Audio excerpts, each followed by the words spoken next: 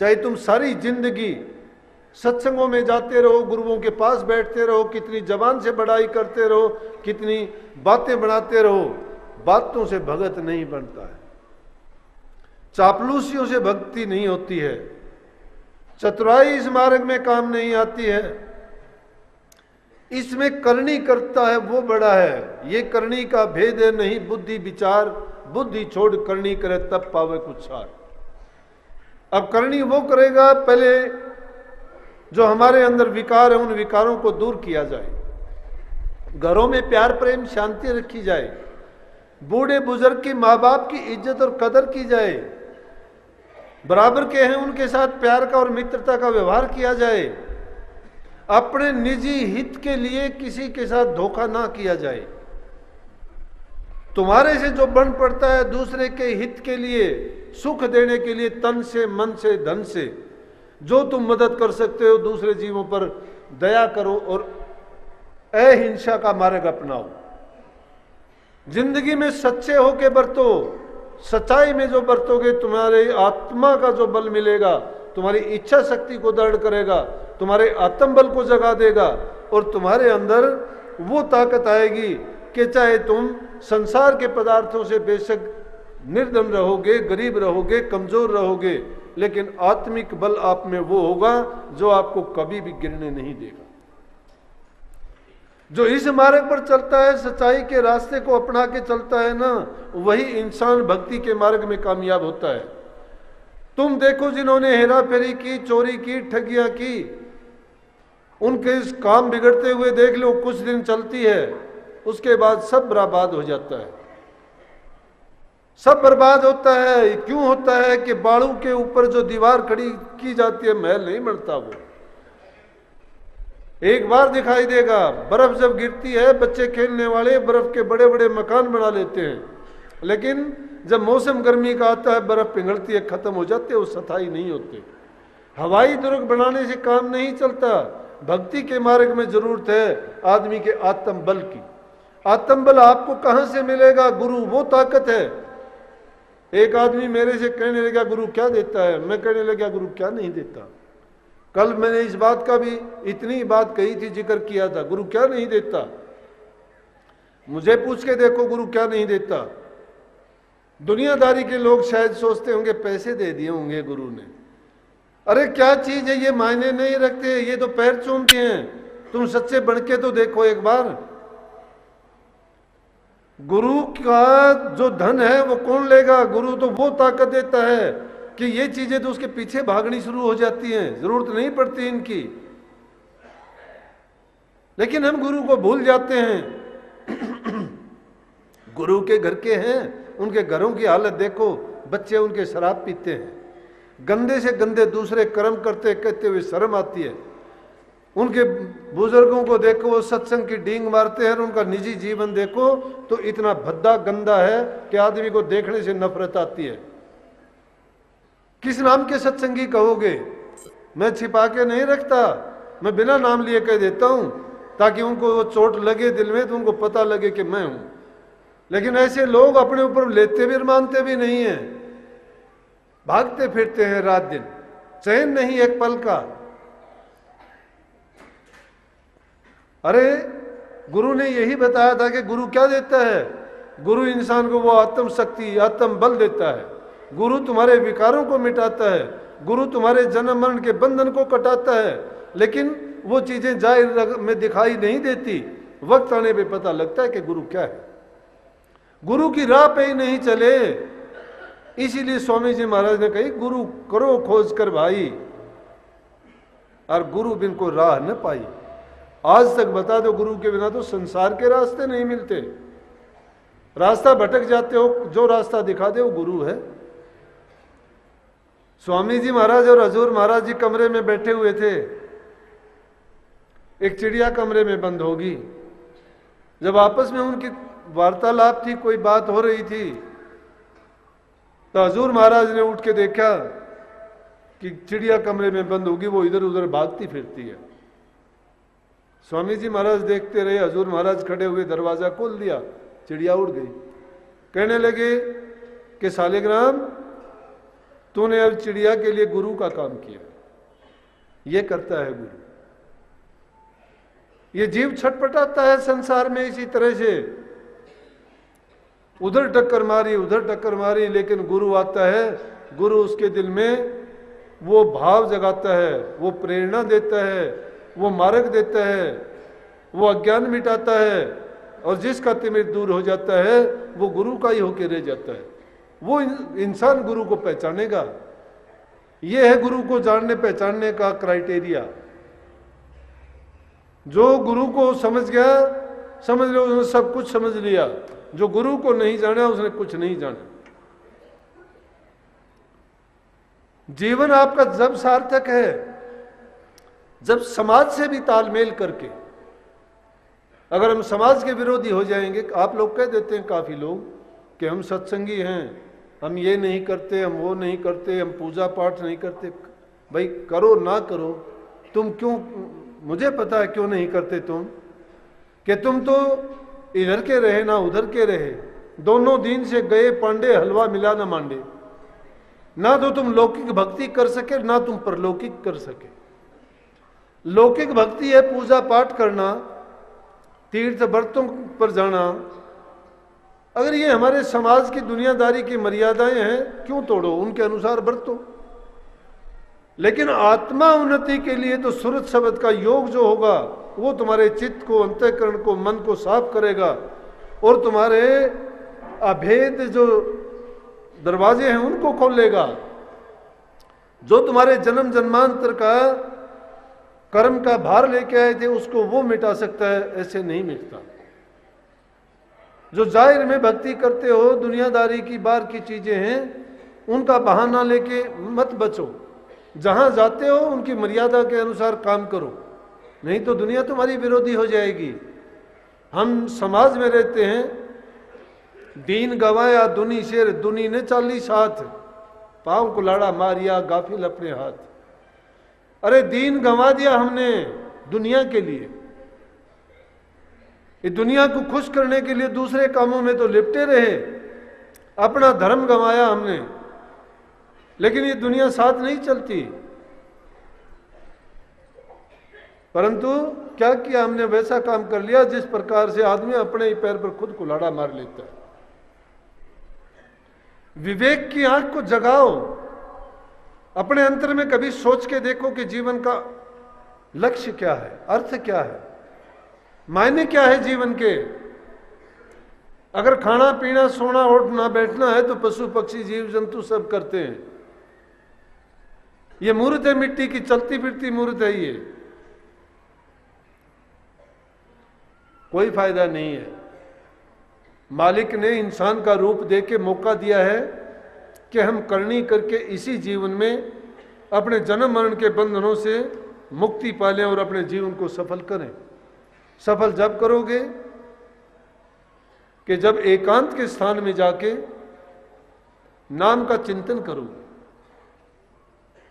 अपने मन की वृत्तियों को संसार के सब पदार्थों से हटा के, अगर मैं कहता हूं 2 पल के लिए भी ऐसी हालत में जाओगे तो आपको ये जो संसार का भ्रम है समझने में और ये भ्रम का जाल टूटने में देर नहीं लगेगी। एक बार इनकी कामनाओं से मुक्त होके, मन और इंद्रियों को उनसे हटा के, चित्त को एकाग्र करके गुरु के स्वरूप में जमा के तुम नाम का सुमरण करते हुए जब अंतर में स्थापित हो जाओगे तो नूरी गुरु प्रकट हो जाएगा। फिर तुम्हारा काम नहीं रहता और वो नूरी गुरु आपको वो आनंद देगा, आत्मा आनंद, कि जिसके लिए तुम्हें बार बार तड़प लगेगी कि वो ही अवसर, वो ही टाइम मुझे मिले, और उसकी खोज में नित्य प्रति तुम बैठना शुरू कर दोगे। टाइम लगेगा, पहले नाम का जाप करना पड़ेगा, जाप में जबान की जरूरत पड़ेगी, होठ कंठ भी हिलेंगे, क्यों, पहली पैड़ी है वो। लेकिन दूसरी पैड़ी आएगी हजपा जाप की, उसमें ना जीभ हिलेगी ना होठ कंठ हिलेंगे, अपने आप होएगा वो। उसके बाद में अनहद में चले जाओगे, कुछ करने की जरूरत नहीं रहेगी, जहां भी बैठोगे जो भी काम करोगे अपने आप स्थित हो जाओगे अंदर में, वो सिमरन अपने आप चलता रहेगा। लेकिन आखिरी दर्जा अब भी नहीं आया है। इससे भी ऊपर का जो दर्जा होगा वो विरक्तों के लिए होता है। ऐसे विरक्त हो जाओगे फिर तो कि जब पूर्ण काम हो जाता है। उसको कबीर साहब ने पहले कह दिया कि होठ कंठ हल्ले नहीं, जिप्या नहीं उचार, गुप्त भेद को जो लेकर वो ही हंस हमार। उसके होठ कंठ हिलाने की जरूरत नहीं रह जाती फिर।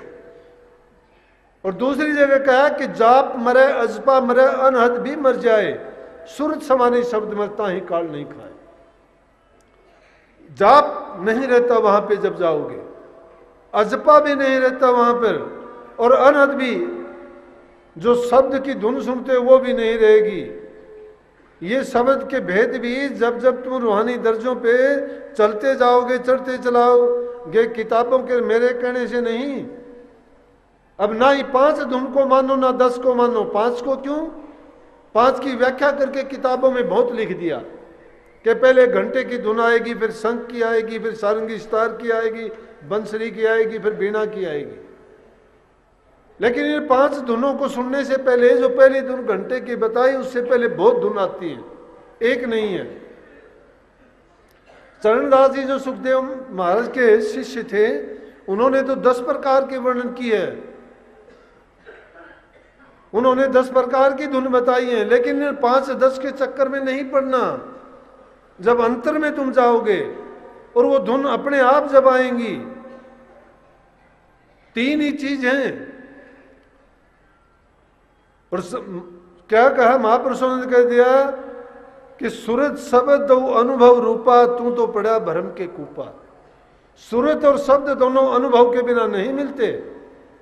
किताबी ज्ञान अगर आ जाएगा, मानता हूं मैं, तर्क वितर्क हो जाएगा, सीख जाओगे बातें, किसी से हार जीत की बाजी भी लगा लोगे, लेकिन तुम्हारे पल्ले कुछ नहीं होगा। वो ऐसा ही होगा जिस प्रकार से इंसान खा के उल्टी कर देता है। किताबों की लिखी बात तुम सुन के याद करके बक दोगे, बकने से कुछ नहीं होगा। इसमें बकाई और झकाई तो खत्म कर दी। कबीर साहब ने कह दिया कि जाप नहीं, अजपा नहीं, अनहद भी नहीं, बकना जकना बंद। उसमें तो सिर्फ रख रखाव करना होगा कि वो चीज इतनी सूक्ष्म, इतनी महीन है कि उन दर्जों पर जब पहुंचोगे तो फिर कुछ नहीं रहेगा। ना गुरु है, ना शिष्य है, ना वहां शब्द है, ना प्रकाश है, एक ही रूप रह जाएगा।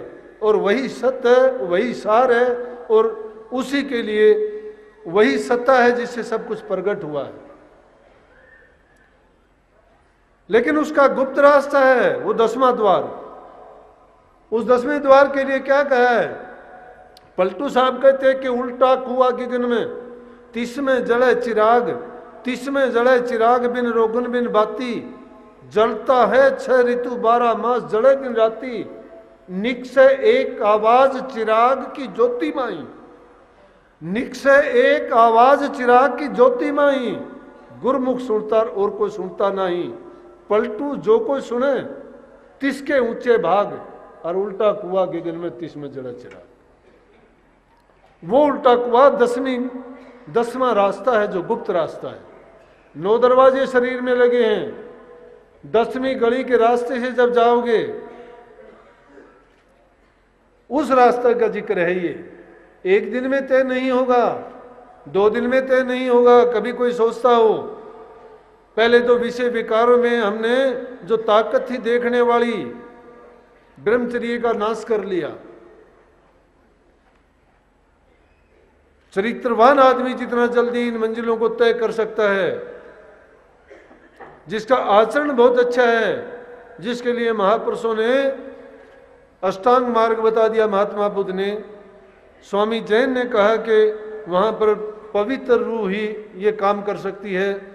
सब महापुरुषों ने कहा कि अपरिग्रह करने वाले, मन को रोकने वाले, आत्म संयमी, त्याग करने वाले, साधना करने वाले योगी लोग पूर्ण गुरु से दीक्षा लेके जब उन मंजिलों पर चलते हैं तो उसको लक्ष्य को पाके अपने जीवन को सफल करते हैं। हमने तो गुरु से ये पाया है। अब क्या बताऊं उन लोगों को, पूछते हैं कि गुरु ने क्या दिया। गुरु ने दिया वो ना किसी को दिखाने का है, ना बताने का है। गूंगे का गुड़ है, सहन बहन में भी नहीं कह सकते उसको। तो कबीर साहब कहते हैं ना, अब तो क्या बतलाऊं कैसा, एक अगम अगोचर ऐसा। वो गुरु का ज्ञान ऐसा अगम है, अगोचर है। जो कई ऐसो है भी ना ही है सो कहा न जाई, और सहना बहना कान सो कई जो गूंगे गुड़ खाई। जिस प्रकार गूंगा आदमी गुड़ को खा के उसका मिठास का बखान नहीं कर सकता क्योंकि जिब्बा नहीं है, तो जो अनुभव करने की चीज है, सुरत शब्द अनुभव रूपा, वो अनुभव करने की चीज है। तो भ्रम के कूप से जब निकल जाओगे तो ही अनुभव करोगे। अनुभव कर होगा जब उसको पाने के बाद बता ही नहीं सकोगे, आनंदित रहोगे, आपको पता लगेगा ये है वो गुप्त भेद। उसको जो समझ जाएगा उसका जीवन कामयाब हो जाएगा। प्रेमियों, अपने जीवन को दूसरे लोगों के लिए एक नमूना बनाओ, आदर्श बनाओ। इंसान का जीवन मिला है, कुछ अच्छा करके जाओ, ऐसा अच्छा करके जाओ कि आपको भी शांति मिले और दूसरे आपसे मिलने वाले और सुनने वाले देखने वाले भी कहें कि हाँ कोई आया था। अपने लिए जीना कोई जीना नहीं है। अच्छा बर्ताव करो सबके साथ, मित्रता का, प्यार का, आत्मीयता का, बड़े बुजुर्ग की इज्जत कदर, दुखी जीवों की मदद सहायता, खुश करो सबको। अरे छोटी सी बात के लिए 2 दिन के जीवन के लिए भरोसा नहीं है, क्यों किसी को दुखी करते हो? क्यों किसी जबान से, शरीर से और कर्म से किसी को दुखी ना करो। संतों ने कहा, मनसा वाचा कर्मना दुख का हु मत दे, ऐती रेणी जो रहे वो सब दर्शन। जो मन वचन और कर्म से पवित्र हो जाता है उसको शब्द का आनंद मिलेगा, वो अपनी भक्ति में कामयाब है, उसका पूर्ण काम है। बहुत छोटा कोर्स है ये, थोड़े दिन का ही है। एक बार अभ्यास डाल लोगे ना, फिर किसी तरह से भी जीना इस संसार में। फिर कह दिया ना कि सामर्थ्य को नहीं दोष गुसाई। जो सामर्थ्य हो जाता है फिर वो किसी काम का रूप नहीं बनता है, मन नहीं देता है। काम सारे करता है लेकिन किसी काम को मन नहीं देता। वो काम करता है वो निर्लेप भाव से। इसलिए प्रेमियों, अच्छे काम करो, समाज में फैली हुई कुरीतियों को, बुराइयों को, पाप को मिटाओ। भ्रूण हत्या जैसा पाप है, सब कुछ लगे हुए कहते हैं कि क्यों जुल्म करते हो। ब्रह्म हत्या का पाप जैसा कोई पाप नहीं है। प्रकृति को बचाओ, जल का संरक्षण करो, ज्यादा से ज्यादा पेड़ लगाओ। आज बड़े बड़े शहरों में जाके देखो, आदमी सांस लेते हुए भी हांफता है, सांस नहीं आता, प्रदूषण। कारण उसका जंगलों को काट दिया गया, पेड़ों को खत्म कर दिया गया। पेड़ इंसान की संतान की तरह से है, इंसान को जीवन देने वाला है। एक की बात यह है प्रेमियों कि हम तो उन मुर्दों को पूजते हैं, डर लगता है हमें उन मुर्दों को। अगर एक पल के लिए भी किसी को याद आता है तो आके कहते हैं, कितने मेरे पास रोजाना आते हैं। किसी सपने में मुझे एक काला आदमी दिखाई दिया, एक सफेद कपड़े पहने था वो दिखाई दिया। अरे सपने में दिखाई दिया, जो जिंदा दिखाई देते उनसे कभी नहीं डरते हो। उनके तो लाखों बुराइयां करते फिरते हो, चाहे सफेद कपड़े पहने हो, चाहे काले कपड़े पहने हो, और चाहे कैसे भी कपड़े पहने हो। मरे हुए जिसमें एक तत्व है उससे 5 तत्वों वाला डरता है, कमाल की बात है। निर्जीव के आगे सरजीव नाचता है, निर्जीव आगे सरजीव नाचे, बाजे तंबक तूरा, चेला आगे गुरु नाचे, रस रस देखा पूरा। ये इंसान खुद मिट्टी की बनाता है। जिस तरह औरतों के बारे में, ये औरतें कार्तिक में जब स्नान करती है ना लड़कियां, तो एक या बाद में कब पता नहीं, कोई त्यौहार होता है इनका हो ही का, एक बना लेते हैं गुड़िया सिर, उसको फिर पानी में तराते हैं। और जब जिसको संतान नहीं होती, हाथ जोड़ के उसके सामने मत्था रगड़ के कहती हैं कि हो ही माता मेरे को लड़का देना। तो क्या कहा कि उसके बारे में यूं कहा समझाने के लिए महापुरुषों ने कि आप पे लीपे, आप पे पोतर, आप पे मांडे होई। दीवारों पर उसकी तस्वीर मांड ले। आपे लीपे आपे पोते आपे मांडे होई धोरे छोरे मांगा कल्याण कित खोई। खुद मरा के खुद उसके आगे माथा रगड़ के मांगती है।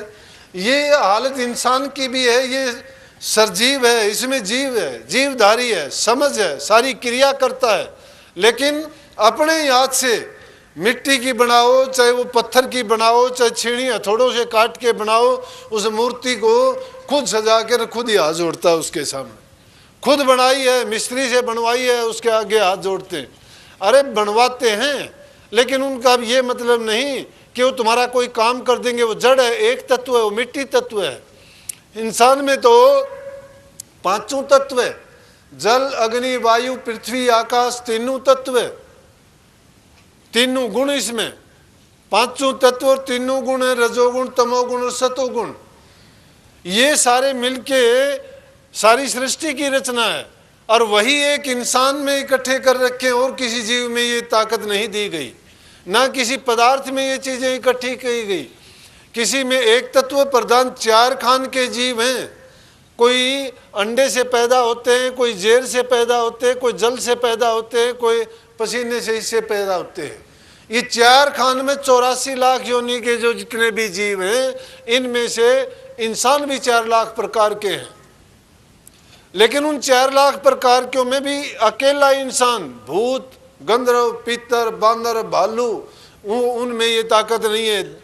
देवता जितने भी हैं उनमें ये ताकत नहीं है। किसी में एक तत्व प्रधान है, किसी में 2 तत्व हैं, किसी में 3 है, लेकिन इंसान में 5 तत्व हैं।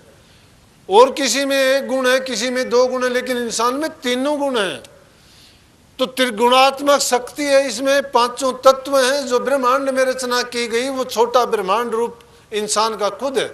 इसीलिए तो कहा कि इंसान तुझे ये अवसर मिला है और ये अवसर तेरा हाथ से चला गया तो फिर तेरे हाथ कुछ नहीं रहेगा। जो करना है वो अभी कर। और कैसे करेगा उसको, कि उसके पास जा जो इस चीज को जानता है, शब्द भेदी गुरु की खोज कर ले। इसलिए फोकट धर्म में ना फंस। फोकट धर्म में अगर फंसा तो तेरा अकाज हो जाएगा, जीवन बेकार चला जाएगा, और फिर तुझे ये मौका बार बार नहीं मिलेगा। अगर किसी पूरे गुरु की शरण मिल गई तो वो तुझे निहाल कर देगा, वो तेरे जन्म जन्म के पापों से मुक्त करवा देगा, तुझे वो रास्ता देगा और उस रास्ते पर चल के करना तुझे पड़ेगा। ये मत सोचना कि गुरुओं के पीरों के पास जाओगे कि वो तुम्हारे पास कोई अपनी कमाई तुम्हारे हाथ पर रख देंगे। कमाई तुम्हें करनी पड़ेगी। वो कमाई क्या है कि अभ्यास करना पड़ेगा। अभ्यास किस चीज का करोगे? नाम का करोगे, शब्द अभ्यास करो, रोजाना करो। जब धीरे धीरे उसको करते चले जाओगे, तुम्हें जब उसमें रस और आनंद आना शुरू हो जाएगा। अरे बाहर के मंदिरों में बहुत घूम लिए, कभी अंदर के मंदिर में भी जाना सीखो। बुराइयां तुमने बहुत करके देखी संसार के, कभी अच्छाई करना भी सीखो। संसार के पदार्थों को तुमने बड़ा भोगा है, बाहर के नज़ारे बहुत देखे हैं, कभी अंदर के नज़ारे देखने की कोशिश करो जो इससे लाखों करोड़ों गुना ज़्यादा अच्छे नज़ारे हैं। ऐसे ऐसे नज़ारे तुम अंदर में देखोगे कि बाहर यहाँ कल्पना भी नहीं कर सकते। लेकिन हम तो बाहर के देखने के लिए कष्ट उठाते हैं, दुख उठाते हैं, भागे फिरते हैं, और उनमें वो आनंद नहीं आता। बाहर के रसों में, बाहर की चीज़ों में खोजते फिरते हो स्वाद को। कभी उस अमी की बूंद का स्वाद भी लेना सीखो जो धुर से आती है। तुम बाहर की धुनों में बड़े इन कानों को और अपने आप को उलझाया फंसाया है। कभी उस अंदर की धुनों को भी सुनना और उस सुरत के कानों से सुन के देखो कि बाहर की धुन उसके सामने कुछ भी मायने नहीं रखती, फीकी लगती है। और वो रस जब आएगा तो ये रस नहीं भाएगा आपको।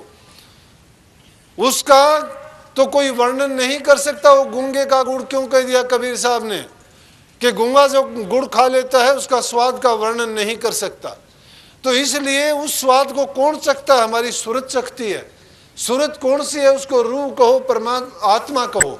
वही परमात्मा की अंशी है और वही उसका आनंद लेती है, वही उनको देखती है, वही अनुभव करती है।